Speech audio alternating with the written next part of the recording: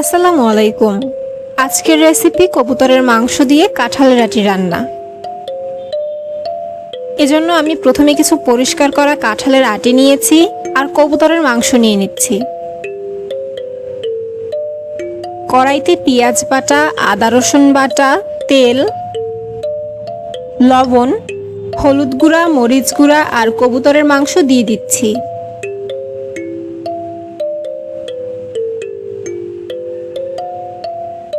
এলাচি, দারচিনি, তেজপাতা আর সামান্য পানি দিয়ে সবটা 4-5 মিনিটের মতো কষিয়ে নেব। ভালোভাবে কষানোর পর দেখা যাবে উপরে তেল ভেসে উঠেছে। এখন কাঁঠালের আটি আর আলু দিয়ে সবটা মিশিয়ে নেব।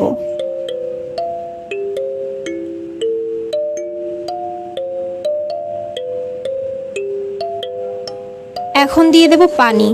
সেদ্ধ হওয়ার জন্য এতটুকু পানি যথেষ্ট। সিদ্ধ হওয়া অবধি ঢেকে রেখে রান্না করব।